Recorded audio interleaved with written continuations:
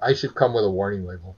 Warning, if you're a general contractor, you might be called a thief multiple times during the show. If you're an architect, you might be offended multiple times during the show. The people who are in the industry will understand it. If you know someone who knows the system really well, the system is manipulatable to the sense that you can put undue pressure on people and do a different type of forced performance scenario than, say, certain tripartite contracts facilitate, for lack of a better word. So, welcome to the EBFC show, the easier, better for construction podcast. I'm your host, Felipe Engineer Manriquez. This show is all about the business of construction. Today's episode is sponsored by Construction Accelerator. The design and construction industries come up with and build great things, but we also build and waste in how we do those things, in our interactions, in our contracts, in our logistics. So what does this do for our bottom line or our next project? The best firms maximize their value by removing that waste and only doing what's essential to the work, what makes them money. Construction Accelerator will train you to see the waste and give your teams the lean tools and experience to remove it immediately. All online. Construction Accelerator is made up of 3 to 9 minute videos that can be watched again and again in the field, at the office, and at home, all broken down by topic. Need to learn pool planning? We have videos on the process, how to set up a room, and how to kick off a team. Need to set up a target value delivery project? We discuss all the aspects of TVD, especially cost. Or maybe you just need to brush up on 5S. Well, we have videos on that as well. You can download and print reference materials to use on site to immediately translate watching into doing. Subscribe today at trycanow.com. Let's build an industry, not just a project. Today's show is also sponsored by the Lean Construction Institute. LCI is working to lead the building industry in transforming its practices and culture. Its vision is to create a healthy and thriving industry that delivers outstanding project outcomes every time for everyone. Check the show notes for more information.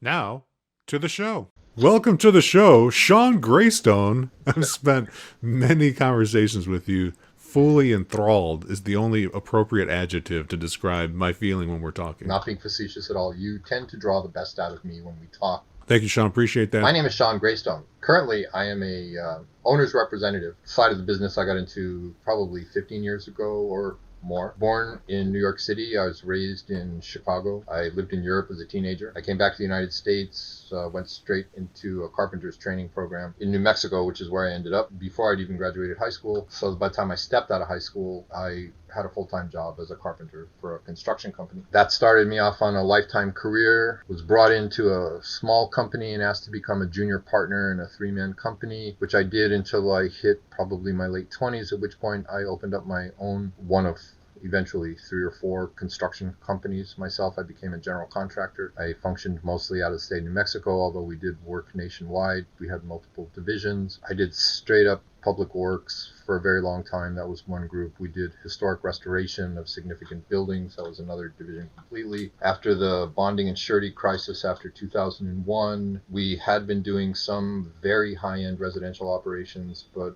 as many people in the industry are aware, 2001 changed the insurance and surety markets completely. They were already at a rough state by the end of the 1990s. In the late 1980s, I have a very strong association with the Associated General Contractors of America. When I was being trained and brought up in the industry, I was told that you're not really a professional contractor unless you belong to one of the large organizations, AGC at that time. So I joined AGC, and it wasn't very long after that the president of whom had become national president of AGC called me up, took me to lunch one day and said, you will be taking a greater role in industry affairs, which led to my being involved in the board of directors of the New Mexico building branch of the Associated General Contractors. Through that, I met Greg Howell, one of the 2 founders of Lean Construction Institute. Greg applied for the chair at the University of New Mexico. That led to an immediate friendship and association. At that point in my life, I was already asking questions about the industry. Why do we not control our own industry? Why do we work in an industry that has contracts being written by other entities completely? Meaning at that point, AIA was kind of the document source. Why was there such a disparate risk assignment assessment in the standard contracting world at that point? These led to my having very long conversations with Greg Howell in particular prior to the days of the formation of Lean Construction Institute. And unfortunately, we lost Greg Howell last year, very sadly. That was a man who influenced so many of us in the construction industry, and actually was one of the most important change agents that I'm aware of in the history of American construction, frankly. And I'm a bit of a history buff. Well, you say that so lightly. You're a massive history buff. Like, it's... I'm an amateur. I actually love history, and I'm a firm believer in the fact that if we don't know where we came from, not only do we not understand today, but we can't really form a clear understanding of where we're going. I'm a great fan of George Santayana, whose quote about history is on the entering lentil stone of pretty much every state archive in the United States, which says words to the effect of, people who forget their past are doomed to repeat it. But my other favorite Santayana quote, history is nothing but a pack of lies about events that never took place, written down by people who weren't there.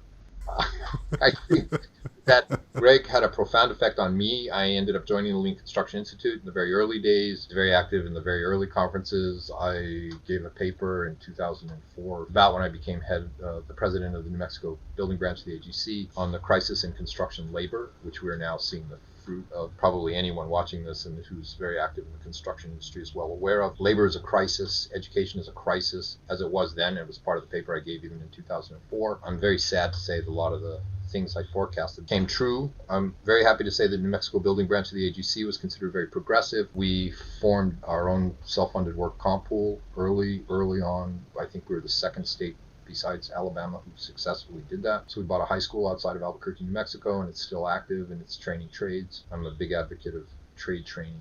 2009 to 2012 financial crisis kind of changed things. Things were getting very pressed in the construction industry. There was a tendency at that point of large owners to delay on payments. That's always been a problem. Unspoken use of construction companies as lending companies, drawing out payments, progress payments, and final payments along a contract to use it as a mode of financing for owners. I don't mean anything bad by this. I'm not talking about anybody in particular. It's just a trend that has taken place in the industry for a very long time. That caused me to reevaluate. I got some very serious offers. One of them was to become the owner's representative for the restoration of John Russell Pope's first monumental commission building in Washington, D.C., to me, in my mind, was like being asked to go supervise the restoration of the Statue of Liberty. It's one of the most iconic buildings in the United States. It's at 16th and S Street. The building's important historically, so I took that project on, got certifications to teach the AGC-LCEP.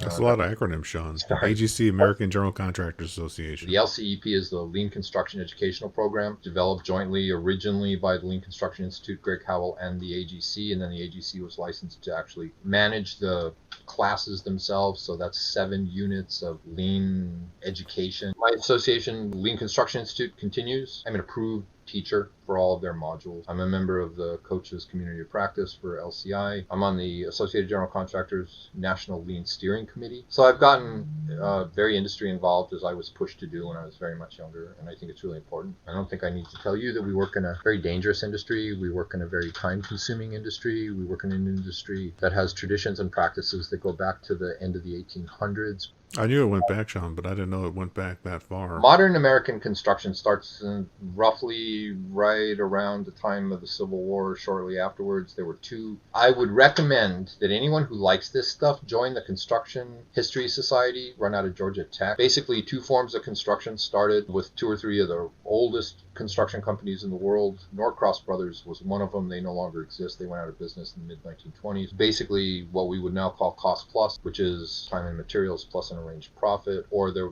fixed sum. Both of these styles of construction started legislation at the national level, which happened 1890s or so, which attached sureties to public works so that there was a guarantee. Any building project that has any tax money involved in it, to ensure the completion, they stand behind the general contractors doing the performance, and they guarantee the completion of the work, the payment of all of the trade partners, the price of the bid. So there's bid bonds, performance bonds, material and labor bonds. So that influences the way business is done in the United States. The AGC is founded in 1918 by presidential executive order, actually. The president said they were unable to muster the American construction industry in a manner that he thought commensurate to the response that was required to win the First World War. We still have AGC founding companies as members of the ENR 500, best companies in the United States. That's engineering and news record. You're going to use a lot of acronyms, Sean. The only group I know that has more acronyms than we do in construction is the Navy. All of this leads to an intimate understanding of how construction is done in the United States. And construction needs to be changed. It hasn't really changed in a very long time. It is not the most human of industries. We have some of the worst permanent life-crippling injury and death rates. Now the construction industry has moved into the #1 spot of suicides per capita. Greg Howell was an amazing man that saw things in a completely different light and acted as a change agent because we were missing the human element. We were certainly missing the team element in construction. We were certainly missing the collaborative thinking environment in construction. And again, this can be traced to legal,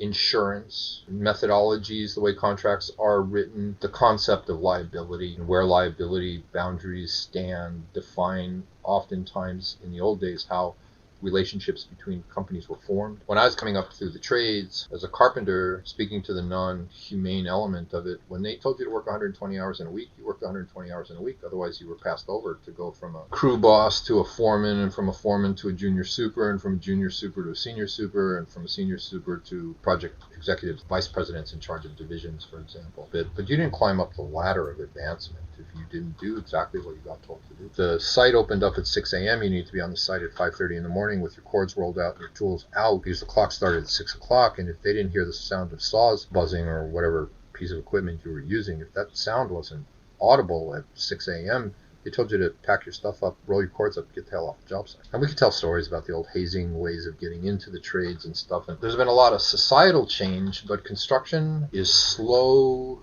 to change. You know, we're still one of the last advanced technological countries in the world that still procures at the federal, state, and public works level by low bid. But to me, the concept that Greg Howell and Glenn Ballard had back in those days, as well as many other unnamed people that we need to talk about, because the two of them did not just invent lean construction, which is what we now call it. There were many people who input into this, and there are many influencers in that, too many to be named. The way contractual arrangements were in the days when I was coming up and being trained was contracts were drafted in such a way that anything that you did that would cause me to lose money on my project, I had a set of barrier walls that isolated me. If the electrical trade partner, or what we used to call subcontractors, and I very particularly don't use the word subcontractors because of the connotations that the word has, we are all one team with one set of operating rules, with one goal, which is to have a healthy, safe project that makes money, pleases the owner, and that everybody walks away without injuries on, and the owner calls us all back and says, we want to do another one of those. The term subcontractor is normal.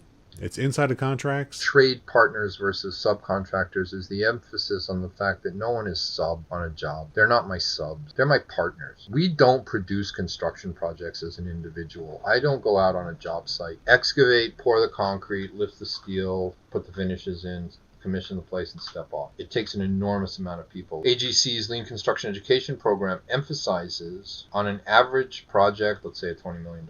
20 million sounds average. There's 5,000 people involved in the production of that directly. And if you understand that we are all connected, and we are all connected, there's nothing that any person does on a job site which doesn't directly affect everybody else, whether it seems apparent or not. If you create anything other than a win-win scenario for any business endeavor that you're involved in, ultimately the deal will fail. So in our world, that means that if everybody made money and the electrical trade partner went out of business, if someone is put in a position where they are crushed, a lot of things are sacrificed, and like the rules of ethics have been breached on certain levels. You know, the ends justify the means. It's okay if a trade partner goes out of business and everybody else walks away. You know how these things work, especially, and the nature of our world has only gotten more complicated, more intense, more difficult. We really have to change what I call the rules of engagement. We have to radically change the rules of engagement. This is partially why the Lean Construction Institute per se, and I only name them, again, there are multiple organizations that are catching on and teaching this. There are multiple owner organizations that are understanding the paradigm shift that is necessary. There are multiple construction companies, slowly but surely, and it's slow, but who are beginning to shift their understanding of the change from everybody's on their own and you need to protect your skin versus understanding that collaboration is the best way to succeed in highly complex, highly dangerous, high stress.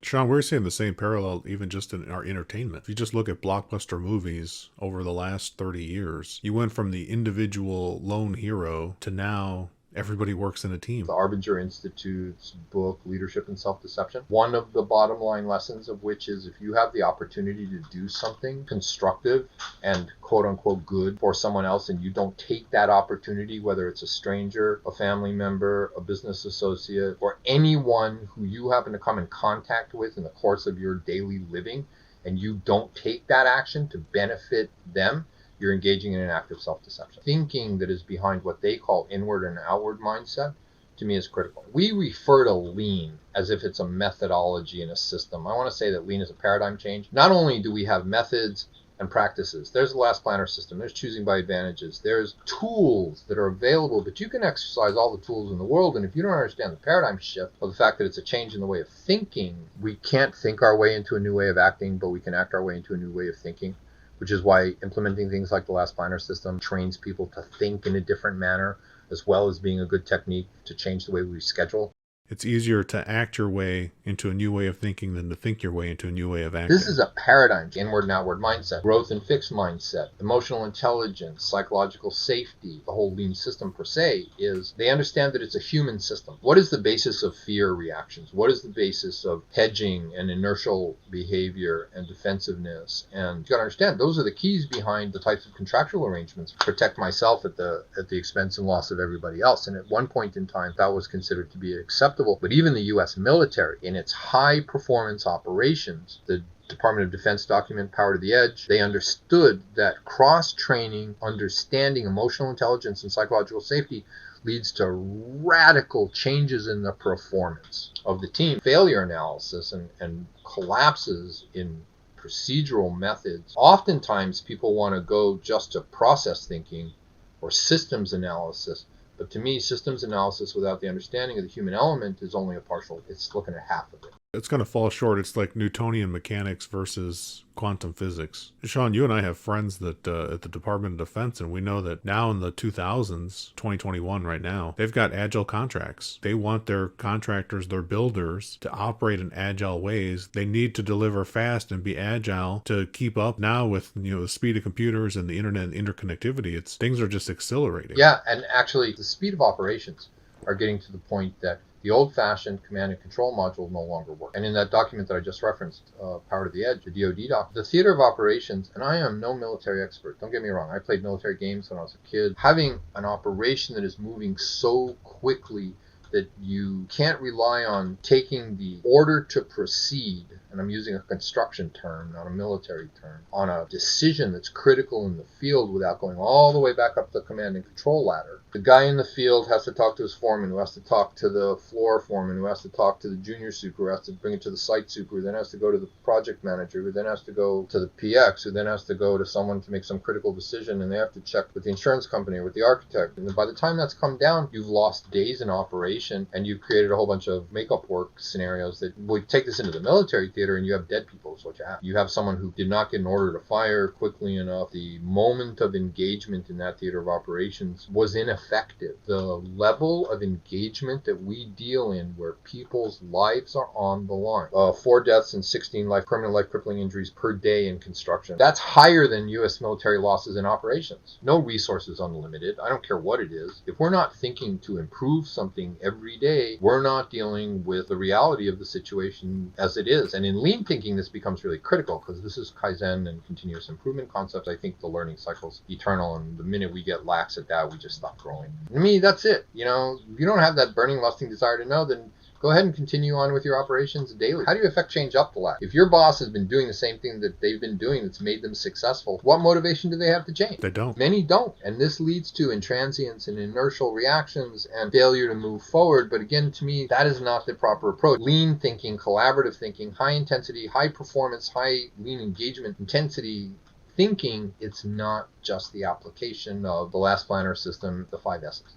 Yeah, it's not a tools application. Why do you think continuous improvement's important? And you nailed it with your answering about how it's so connected to learning. And I'm finding that as a very common theme among people that pick this up and don't let it go. And if we all agree as people that learning is good, and good leaders do a good job of helping enable change, in their span of control, why is there so much resistance to change in the industry? Fear is the motivator for the lack of change, the inability to look at oneself, the inability to look at one's system, the responsibility for being able to change a system. Fear can act as a motivator, but the more power we put into the fear, the more powerful the fear, the source of what drives the fear grows.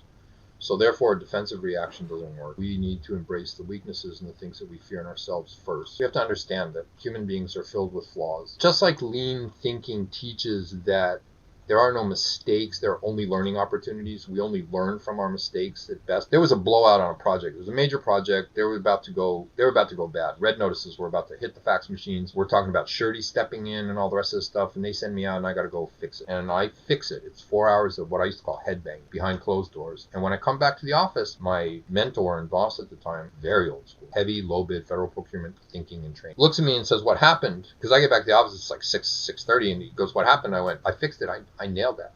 He looks at me and he goes, "Don't be so calm." What? I just nailed that. And he goes, "Remember this other situation that was about 2 years previous where you got sent down to fix that stuff and it all blew apart?" "Oh yeah, I do remember that." And he said, "You need to understand that I'm not impressed by your successes. All this success today means to me is that you learned from that failure 2 years. That's it. Go back to work. Understand that the most valuable experiences in our lives are our failures.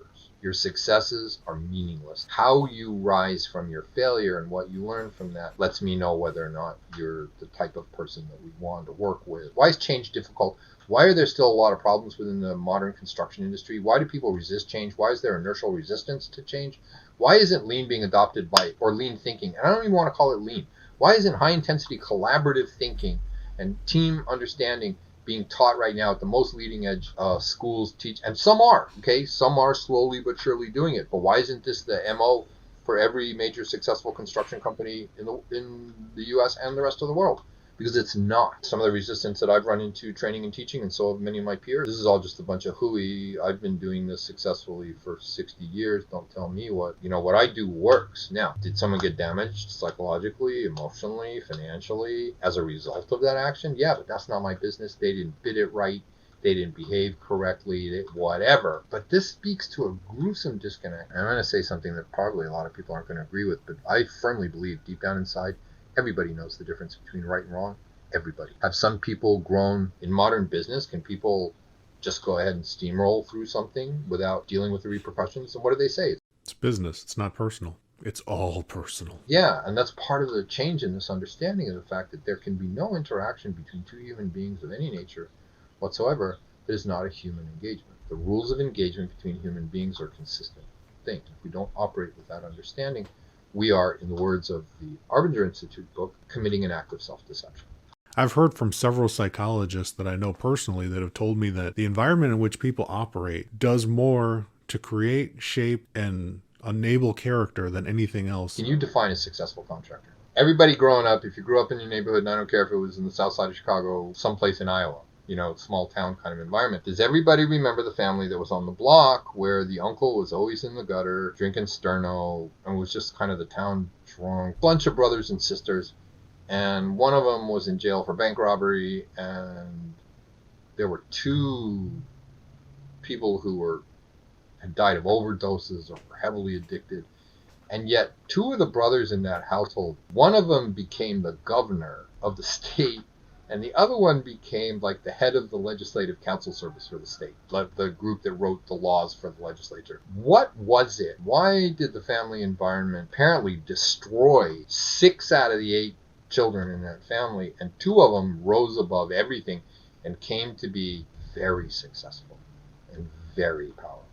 And so what made the difference where they understood compassion and empathy when others didn't? But it doesn't much matter. Those are people who basically came out of a grotesquely dysfunctional environment and learned a set of operating rules by which they could make the connections happen. What did they do? They learned how to operate within that set of rules and create a success scenario out of it. And I said, that's a successful general contractor.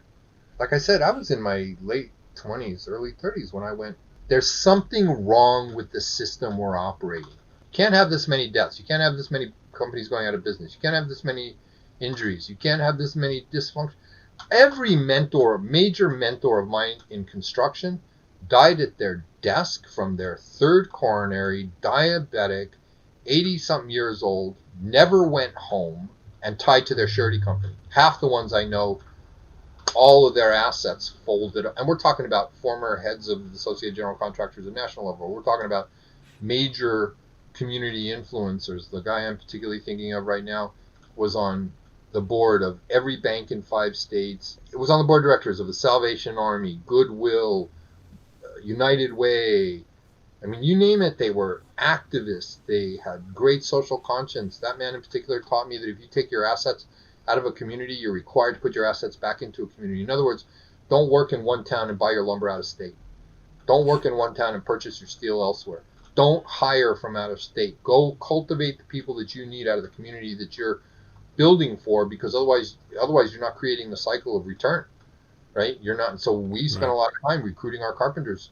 We would go to the old communities up in northern New Mexico when I was active back then, and go recruit the children of the wood carvers that had been up there for 300 years. Just like the story I heard about the building of the National Cathedral. When they couldn't find the guys to do the stonework, they went and recruited the great-grandchildren of the old Vermont and New England quarrymen and brought them down and taught them how to carve stone to complete the steeples on the National Cathedral. You need to be resourceful, and you need to think outside the box, and the standard ways of coming up with solutions to things are not always the way that you got to go. So therefore, if you don't have an open mind and you're not thinking outside the box, and you are thinking based on behavioral patterning that you learned, and this is not to get into the nature-nurture argument, because the latest thinking on that is it's both, and what it's turning out to be is that nurture can overcome nature in many circumstances, because you can train yourself with great effort out of a self-destructive environment. That it turns out that training, if done the right way, can overcome the nature influence. Getting into an environment in an IFOA scenario, an independent form of agreement scenario, where everybody puts their profit at risk and you have an incentive bonus, and the only way you can construct those contracts is by revealing what you really make, like what your real profit is. And what happens when you put a mechanical contractor, a mechanical engineer, an architect, a general contractor, an electrical contractor, a masonry contractor, and whoever else are the key signatories to an agreement, all of whom hide how they make their profit, what their profit margins really are, right? Because in a fixed bid scenario, you don't reveal that stuff, because that makes the difference between you getting a job and not. You're going to enter into an IFOA agreement in a major city like Los Angeles or Boston or DC and have to reveal 100% to a general contractor that you're going to be in a low bid scenario with next year, and reveal to them what your real profit and markup margins are. It ain't going to happen. And I've been in these scenarios. And so what do? You figure out an outside of the box way to do it. On one major project, I came up with confidentiality agreements that were so gruesome that you'd have to be insane to sign that confidentiality agreement and then breach it. In other words, we're entering into this agreement knowing full well that we're sitting in a room full of people who are going to be in a competitive low bid scenario with one another, again, many times over the course of the next 10 years. If there's even wind of the fact that you have revealed what these people are revealing, so that we can effectively sign this IFOA, so that you can actually accurately calculate your shared profit distribution, the profit pool distribution on a standard IFOA, which is, for those people who don't understand, you put your profit at risk in a highly technical IFOA, and if you bring the project in under, you disperse not only the profit that you bid into the project, but what's left over, the incentive compensation layer, the ICL. Everybody who is a member of the team gets a piece of the ICL based on their percentage of their input into the master contract. Well, you can't accurately do any of that kind of calculation unless everyone's being totally transparent. How are you going to be transparent in a room full of people who are your competitors or general contractors that you're going to later bid with? And what prevents you from going, no effing way? And I've been in that scenario where we've gotten to the negotiations on the IFOA, and two parties in the room just cross their arms and slide their chairs back. And you get these really vague answers. Well, it's 15%. It's like, no, we need a full-scale, fully revealed, certified by your chief financial officer, understanding of exactly where you put your profit and exactly what your overhead is and exactly what your labor burden. Architects make all that one way. Architects and engineers build and make their profit in one place.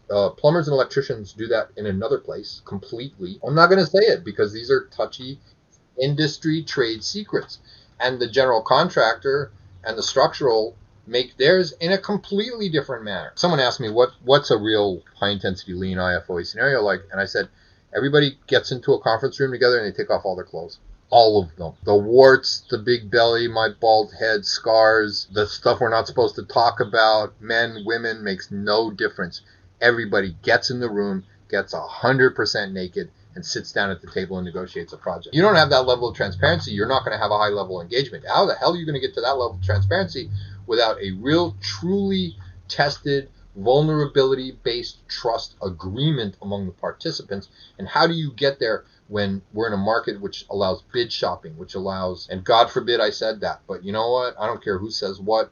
In certain markets, bid shopping is still common practice. Let's talk about reverse bidding, right? The deal that you have on certain owner projects in the United States where they open a reverse eBay style webpage and the numbers just keep going down by anyone who has a license anywhere in the United States. And the divisions stay open as everyone just puts in a lower number and a lower number until everybody, the numbers stop going. That's when they close the bid, when the numbers stop going down. And then you have an electrician in one state, a roofer in another state, an erector in another state, a general contractor in another state, and they're all supposed to get together and build this. And how do they end up? Those jobs end up in super law lawsuits. You're not going to create a vulnerability-based trust, profit-sharing, incentive compensation layer contract out of that. So the real question is, again, and I'm trying to still answer about why is there resistance at certain levels. These are some of the things that prevent the type of level of engagement that we know that the players are capable of. People who are very familiar with the system can figure out ways to manipulate the system.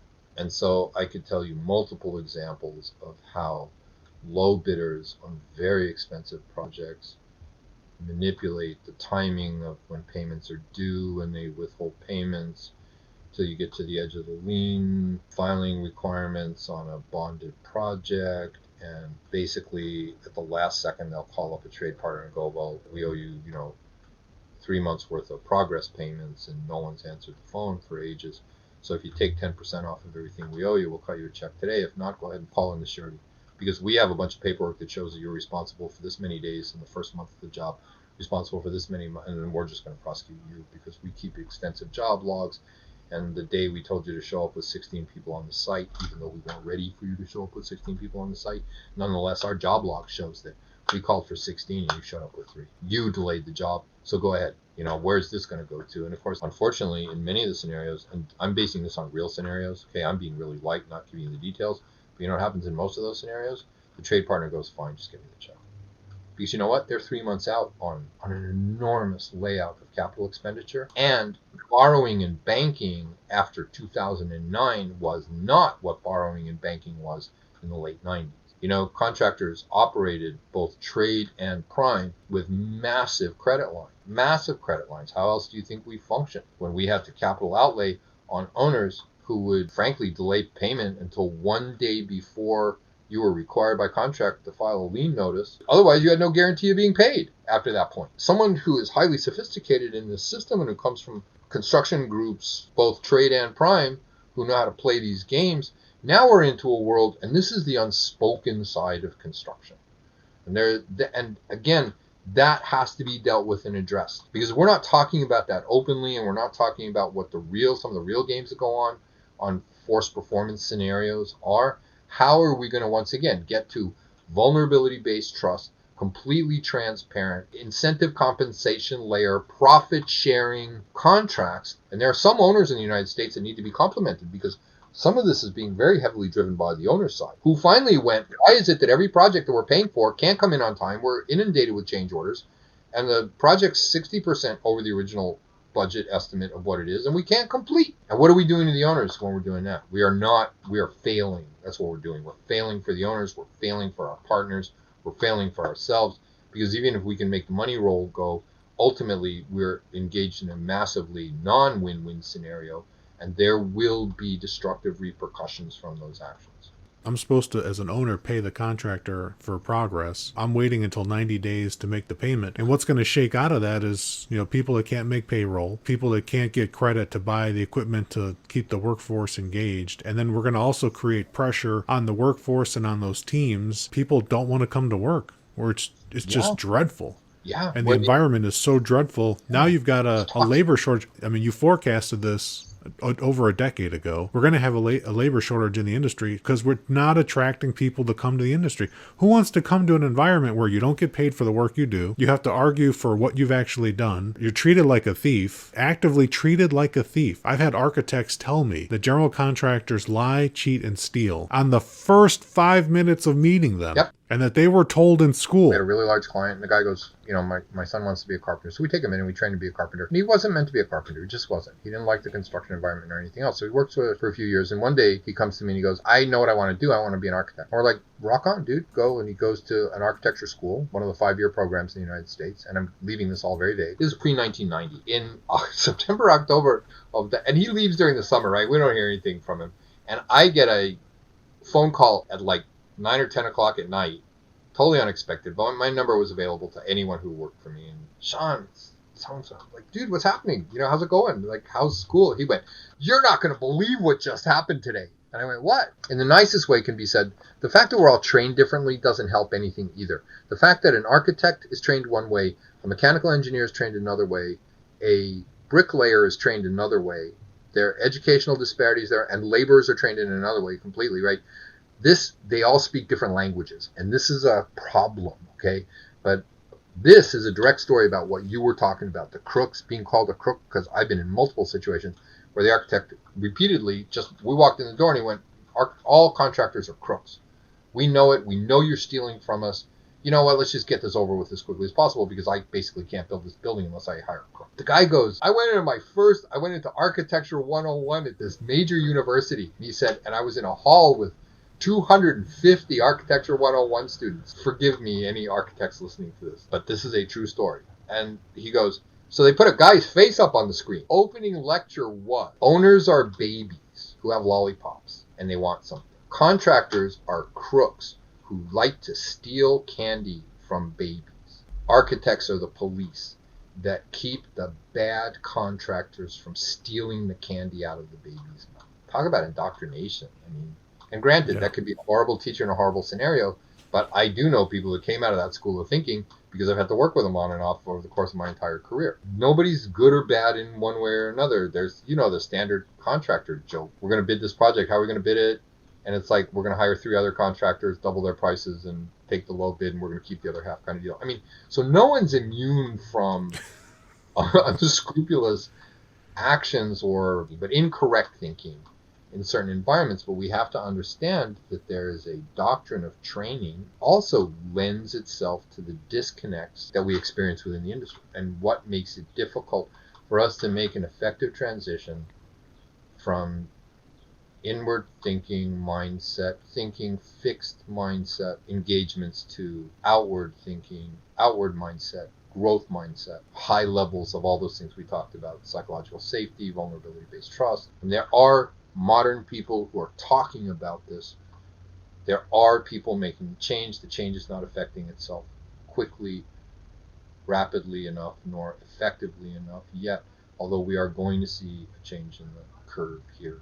I'm very hopeful we'll see a change in the curve here eventually. Sean and I talk like this pretty much every time we talk. And every time we talk, we do it with a smile on our face because we're hopeful. The opportunity is ripe for all of us. If you're listening to this podcast, you have an opportunity to take some beautiful action and make your project just a little bit better. It's not so dire for you. You have some responsibility, autonomy as a human being to get curious about some of these things that we talked about and try some of these things out. It's perfectly okay and safe. Collaborate with people regardless of what your contract says. You can have a high collaboration environment if you let the conditions be ripe for enabling it. And if you're on a site right now and things aren't going well, reach out to Sean or I. We're happy to hear from you and talk to you about what you're struggling with. And we've absolutely been there. Some of us have been there multiple times. Yeah.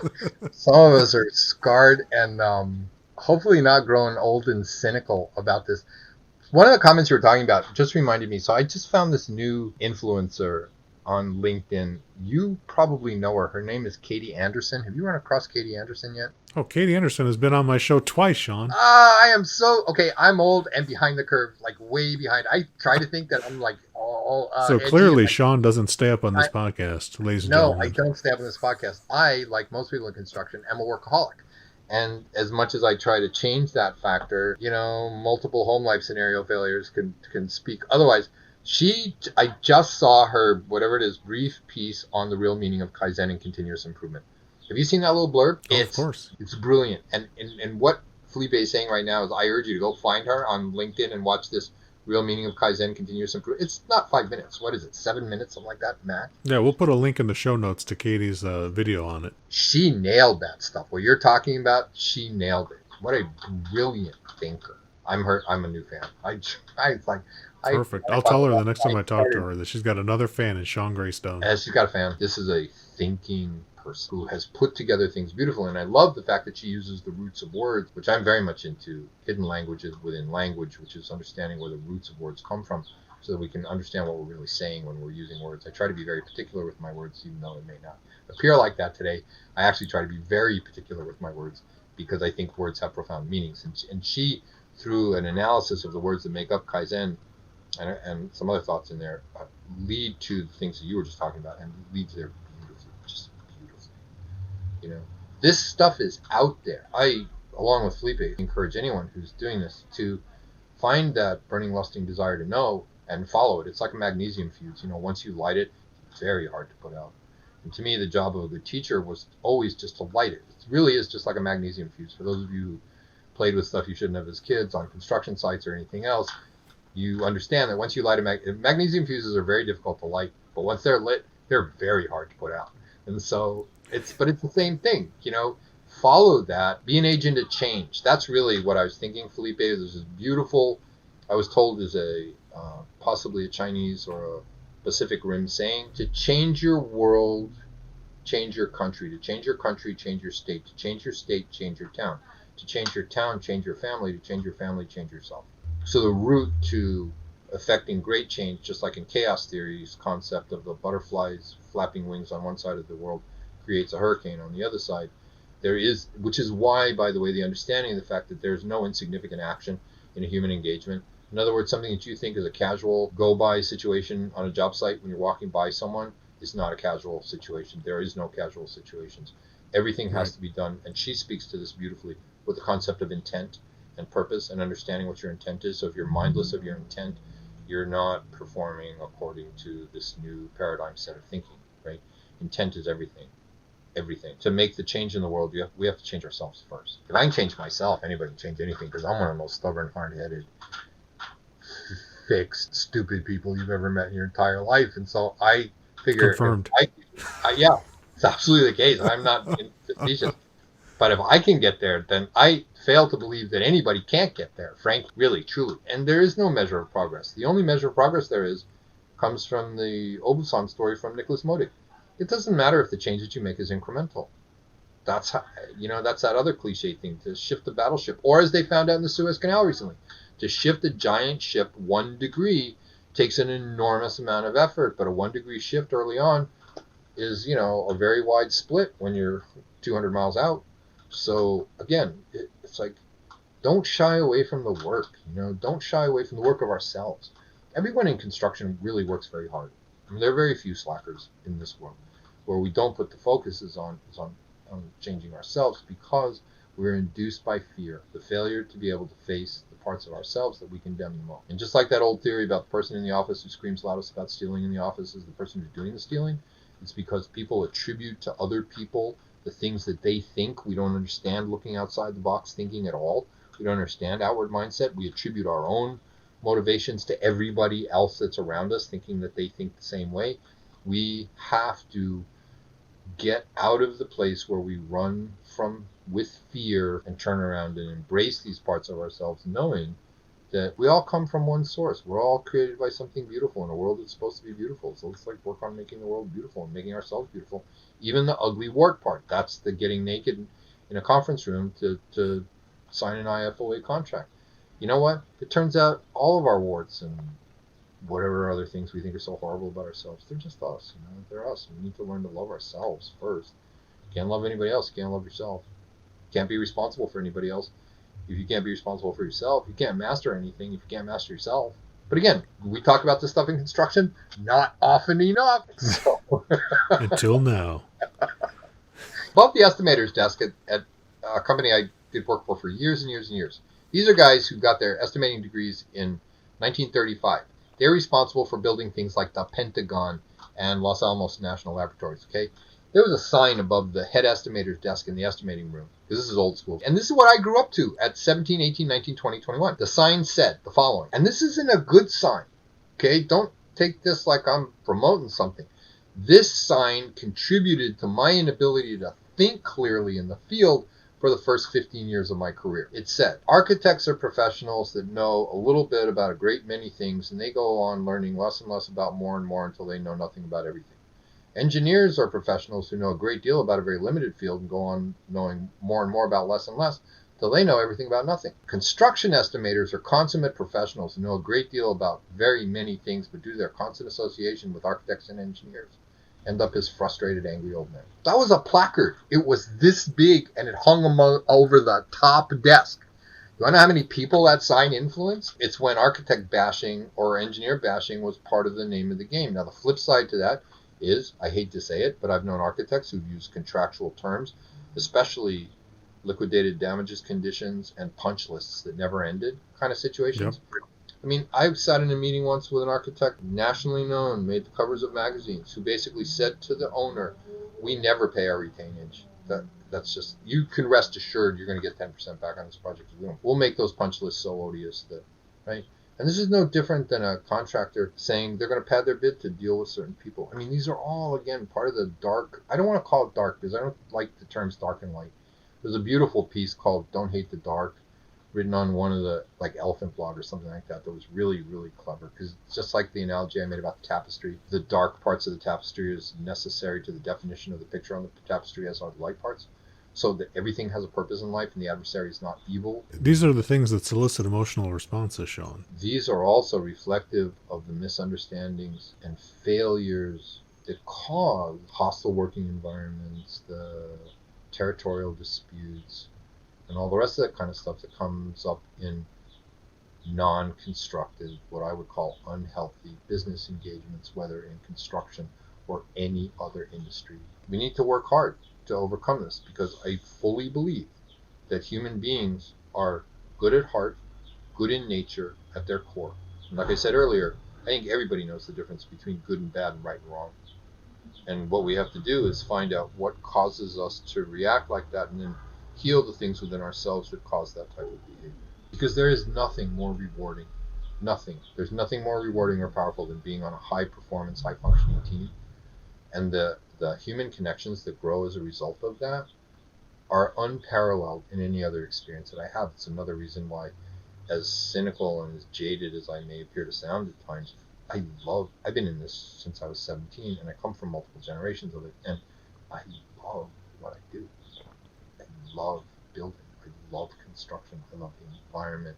I love creating things. It's self-satisfying at such a deep level, and I spent years struggling on trying to figure out, well, why am I so frustrated? Why am I so angry? Why do I go home at night, can't sleep? Why do I have panic attacks? Why do I have, like, so, and how ultimately do we really, really change these things?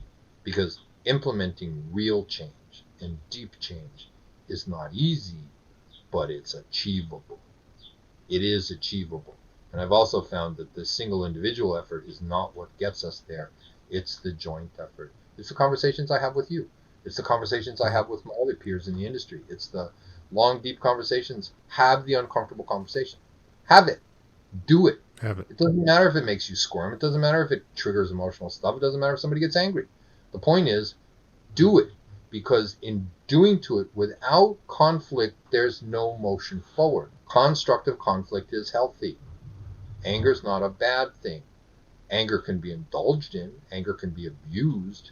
But anger per se is a healthy response, just like guilt is, just like other reactions that we have, other emotions that we have, and all the rest of this stuff. These are all signals that the highly sophisticated and highly complex mind and consciousness of who we are as human beings is always feeding back to us. You know? We need to understand that nature or God or that which creates all things, or whatever you want to call it, is always evident and guiding us, and we just need to learn how to read from what they call the book of nature. Just want to thank you so much for coming on to the show again. This has been a pleasure. It's mutual. I thank you for being brave enough to put me on a public forum. Very special thanks to my guest. I'm Felipe Engineer Manriquez. The EBFC show is created by Felipe and produced by a passion to build easier and better. Thanks for listening. Stay safe, everybody. Let's go build.